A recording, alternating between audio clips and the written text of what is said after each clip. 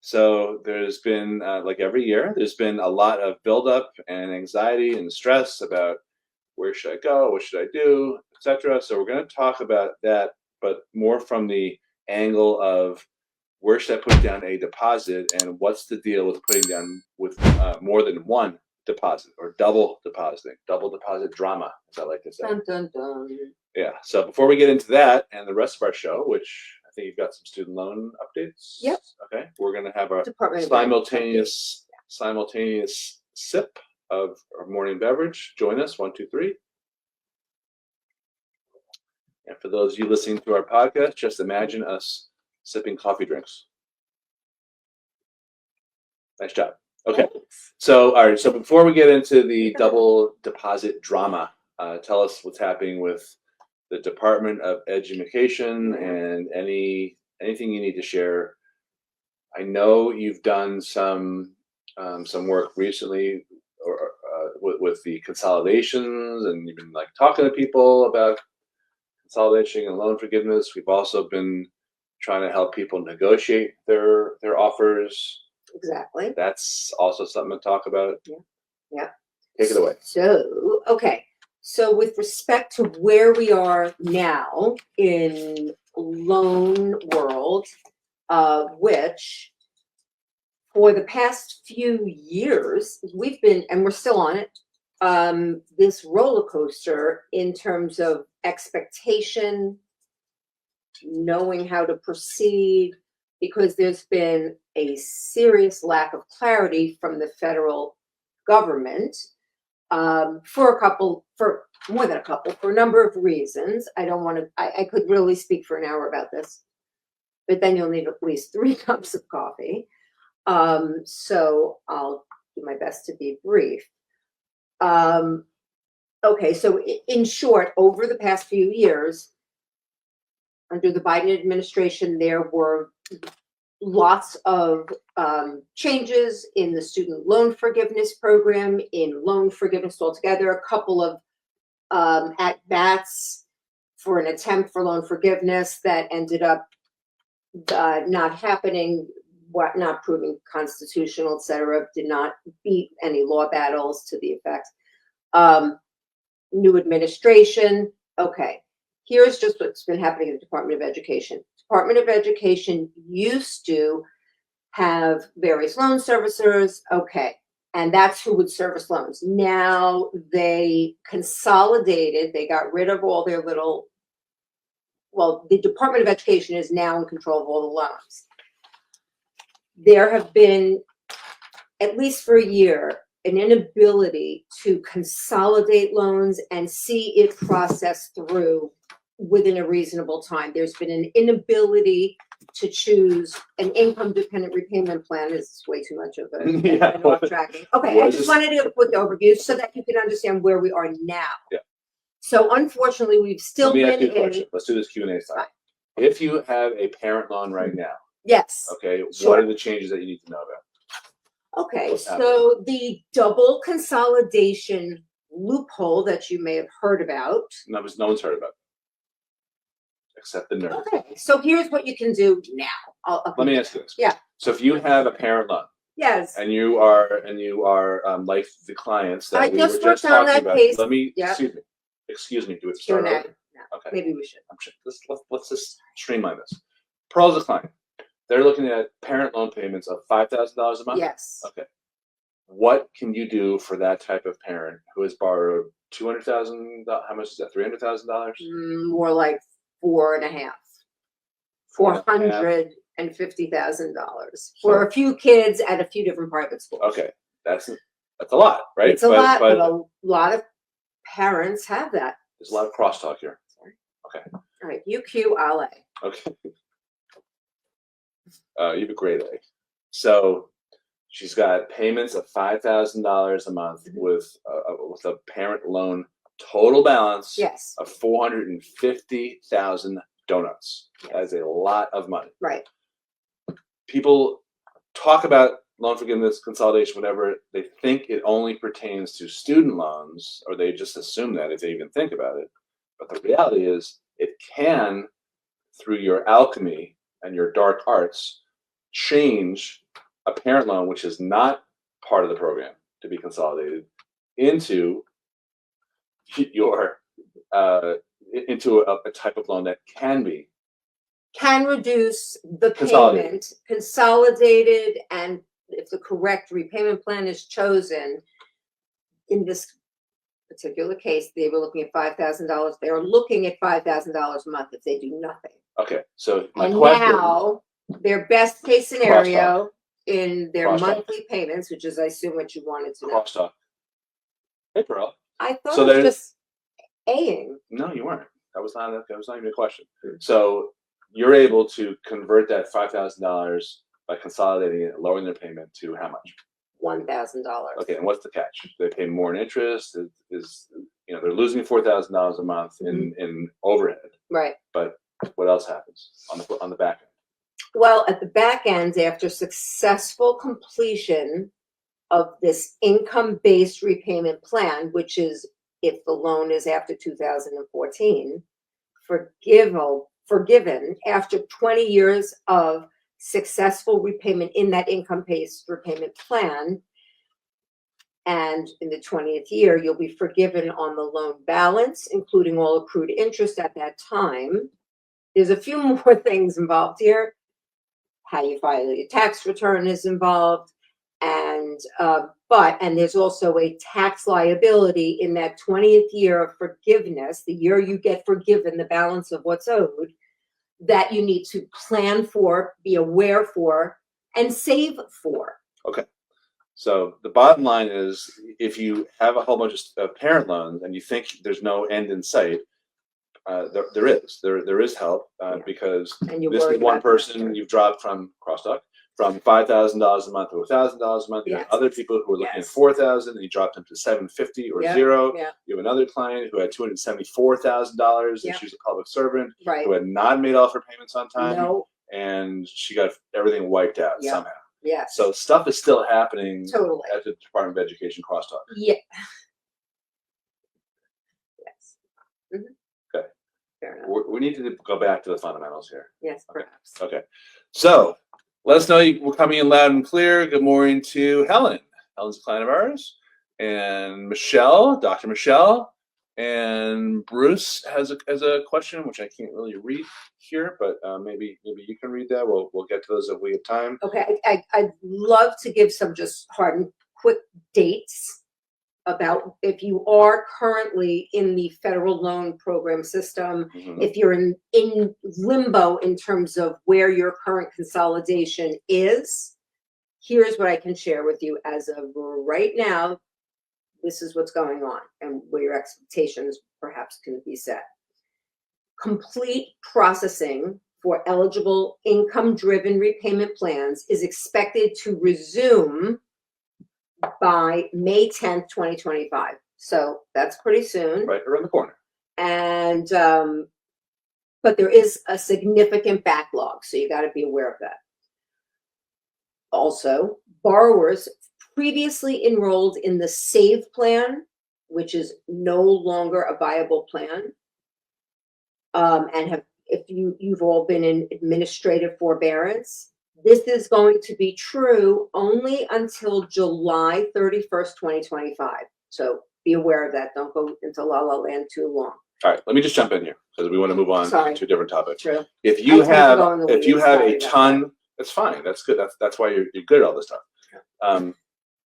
If you have a whole bunch of loans and you think it's helpless and you're looking at these payments and whatever, because now the Trump administration just announced they're going to start garnishing wages and all that.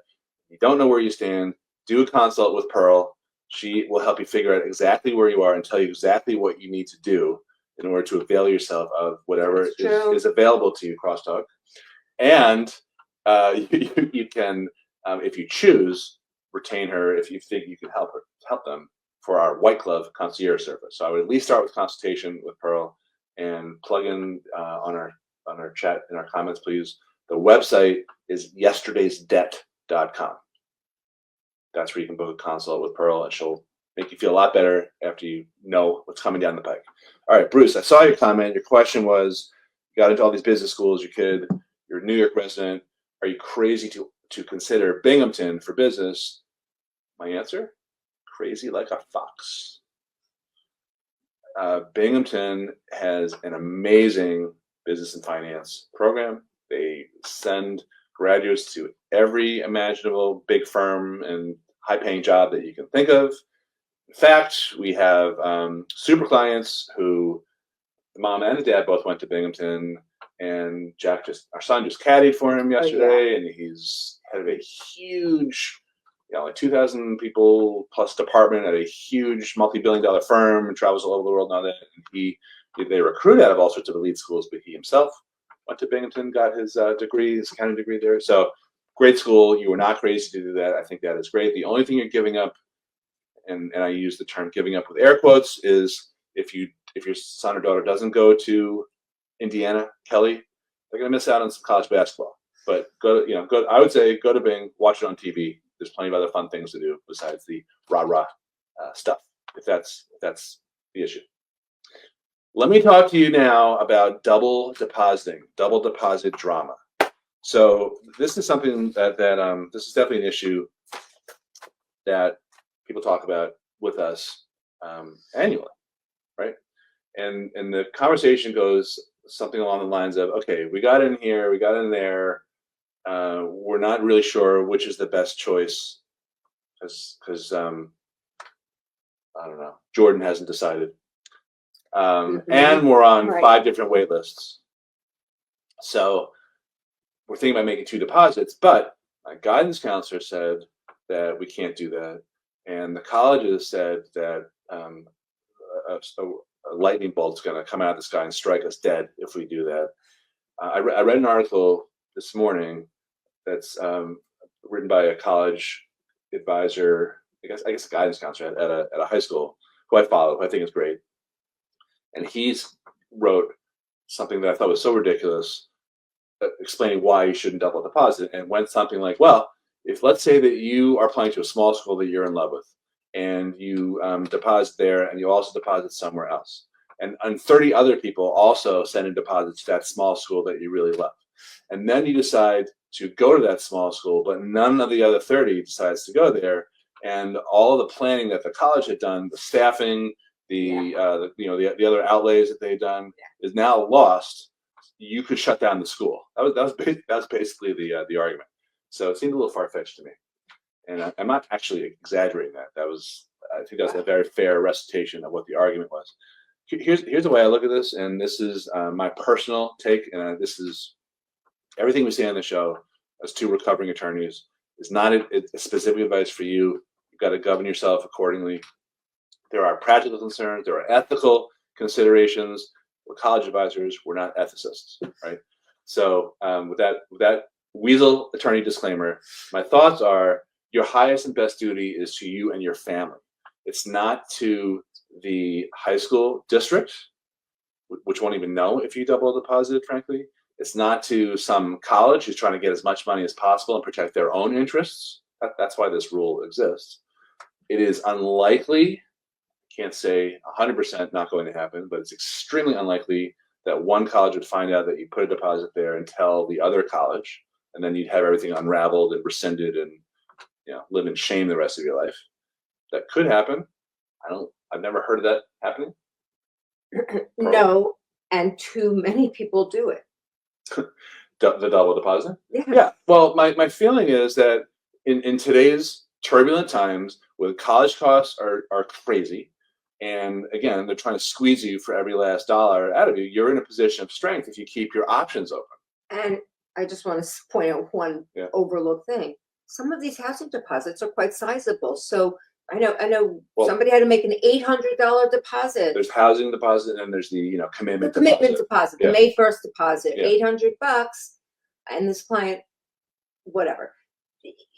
Before I do that, but and is in a position to, so you're all paying for something for that opportunity. Right. To hold the spot. I actually think that college is smart to make it very significant, because that'll prevent the double deposit. Again, they're protecting their own interests. Yep. What I'm describing is how hypothetically you could protect your own interests by doing this. I'm not encouraging people to do this, but I'm taking a look at the counter argument for all these other reasons, which I think are pretty stupid, to to avoid double deposit. Plus, with many, from my standpoint, appeals that are ongoing Yeah. well past the May 1st housing deposit deadline, in earnest, a family may not be able to make a true commitment by their arbitrary May 1st deadline if such an appeal is still occurring. So they have to protect those interests. They're not going to give up the spot at the college, but if the school improves an award $15,000 or doesn't improve that award at all, that may be the difference for that family. So, and therefore they may go to that other school, but still need that other option. Yeah, so in that scenario, you'd have a deposit at one school, but if you're still negotiating past May 1st, which Pearl just pointed out is a thing, like all negotiations do not wrap up No. on May 1st. And there is going to be, I keep saying this every time we go on the air here, there's going to be a lot of waitlist action this year. That is my strong prediction, because we're at a huge amount of kids graduating, a peak of 3.9 million high school students graduated this year for class of 2025. The spots at colleges have not increased. So they're down here, basically flat. And you've got the rise of the common application submissions, you've got test optional, so it's a perfect storm that creates a lot of turbulence and uncertainty for us, for students and Yeah. families, but also for the colleges. So they're going to be playing Let's Make a Deal.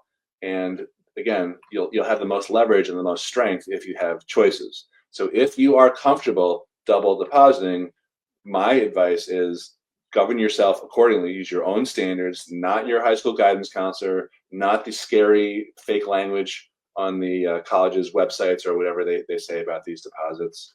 Take it all with a grain of salt, and then you make the best decision that's right for you and your family. That's to me, that's the obvious way to look at it, but not everyone agrees. Let me know what you guys think in the chat. I see Cynthia, Chris Couch. Hey, Chris. Michelle, Robert, Heidi, Jim, Pearl. Watching. Hi. Hey. Hello there. Hey there. Helen, son wants to study international relations. Would you pick George Washington University or Tufts? Well, I think Tufts opens more doors, but GW obviously has has a geographic location, but Tufts has a great, like Fletcher, a great international school of diplomacy. So that's I think that's where I would probably lean if costs were about the same, and they're probably not, but I would probably still lean toward Tufts.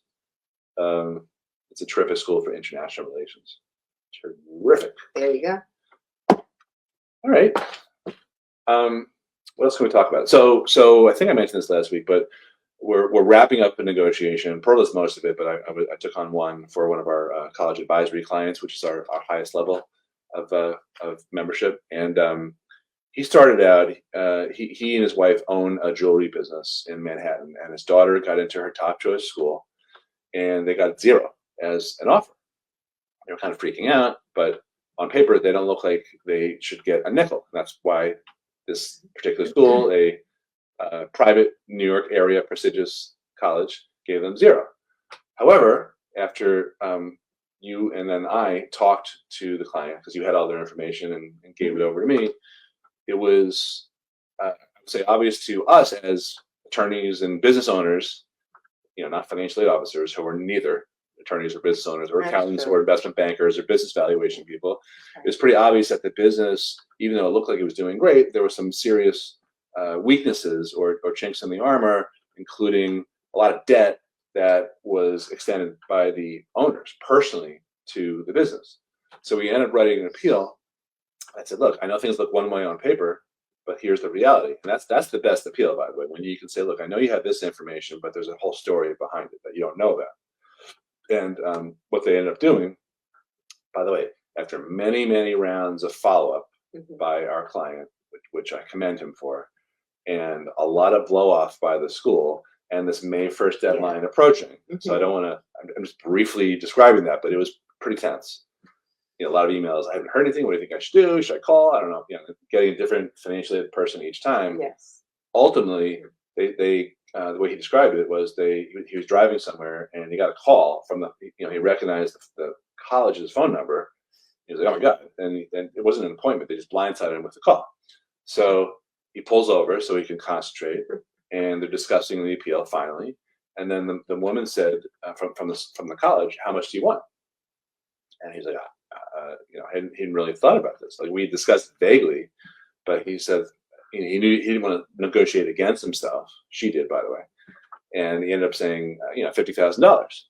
And she said, well, that's a lot of money. I don't know if I could take that to the committee. So then she was trying to force him to negotiate against himself.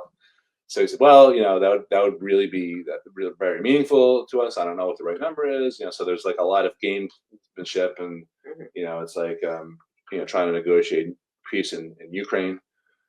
So they go back and forth, and ultimately, I don't think they came up with a number together, but ultimately they got a revised offer from $0 to $25,000. And I said, well, okay, that's a huge amount. We don't usually see that increase starting from 0. And he said, what do you think I should do? I said, well, what I would do is I would say, well, sometimes it's like take the money and run. But in his case, I said, look, you didn't do anything funny. Like sometimes clients, they move money around, or they forget that they have certain assets. And if you then pursue it with the financial aid office, they might say, you know what, we're taking a closer look, and no more money for you. Fuck this. No soup for you. And that's your relationship for the next 4 years, maybe. Yeah. So that is very unusual. But in his case, it was not the way things went at all. He happens to be a super nice guy. He wasn't adversarial. He was very polite and respectful, and same side of the bargaining table, with the college. So I said, look, why don't you say, thank you so much for that increase. That was amazing. Thank you for taking the time. I am a business owner, and I'd be remiss just asking if that's really it. Can we go back to the well one more time? Is it possible to get me closer to that original number that we were hoping for? So he did that, and I said, the point that you made, which was, keep in mind you're going to be in a rapport with them for the next 4 years. So you don't want to blow it and be one of those annoying parents, which again, I'm stressing, he is not. He was super, super nice guy. And he was like, yeah, no, I understand that. That's the way I am with my customers, right? So he did that, and they said, no, this is really the best offer. And I was like, do it. Take the money and run. Talk to Pearl about payment plans, about loans, anything else you need to fill that gap of what they've given you and what you have to come up with. And you'll make it work. I promise you, it's not going to be stressful for you. Don't worry about it. Yeah. Sure. So that was a successful one because he had a real case. So the types of arguments that prevail in an appeal, and again, this can go past May 1st, are, and this is right out of my book. Don't blow housing deadlines. Yeah, right. Don't think you're giving up some leverage. Just don't. Yep. Yeah. Okay. So this is on Amazon. It makes a great holiday gift. Memorial Day. Yes. Yeah. How to negotiate Mother's Day. Yeah. Coming up. Right around the corner. Instead of flowers. Yeah. What mom wouldn't want this? How to negotiate your crappy financial aid and merit aid offer. If you had a drop in income since the time that you filed, if you have a 2025 student graduate, they're looking at your tax returns from what year? 23. Yeah. So if you had a drop in 24, they wouldn't know about that. If you had a big expense that happened, a significant, dramatic expense that happened, because they don't, for the most part, financial aid formulas don't contemplate expenses other than the profile and your mortgage. Yeah. Right? But let's say you live in a high property tax area. Is that something they're going to care about? Nope. Right. Because they know that already.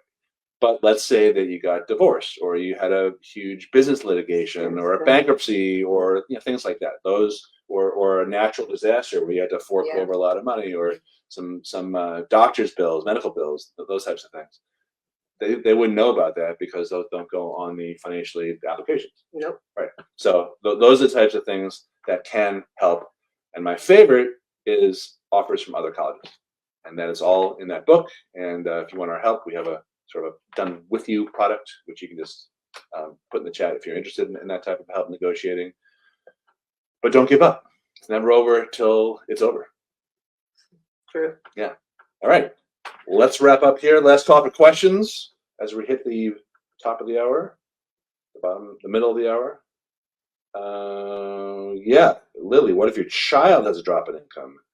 It would have to be, most kids don't make a lot of money. If they're a dependent student on the parent return also, they're still dependent on you, or frankly, if they're an undergraduate, and under 24 years old,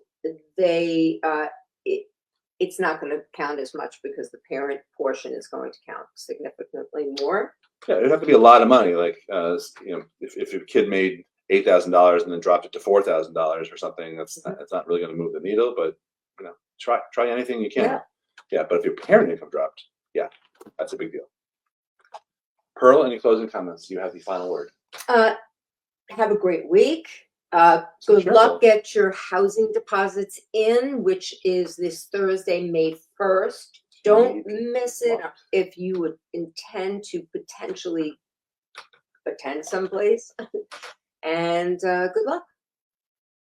Okay, well, I'm going to say, Pearl, we are not going to be here next Monday because we will be coming back from our daughter's graduation from the University of Michigan. Yeah. You got the short straw and you're driving her home. I am. This is your first drive from Michigan, right? Yeah. And so well, maybe I'll go lone wolf. I haven't decided, but we're probably not going to be on the air unless you maybe you can log in from I think you're going to be Cleveland flying on Monday. Oh yeah, you're right. I'll be flying. You'll be driving. Okay, so retracted. One more time. We are going to not be on the air next week because we have our own little child who's not so little graduating. That's right. So if any of you have the same type of thing, congratulations. And you got high school graduations coming up. It's like a cool time. Yeah. Cool milestones to Them. celebrate. Yeah. Enjoy them. Okay. So have a great week and then a great double week, 2 weeks. Bye-bye. Bye.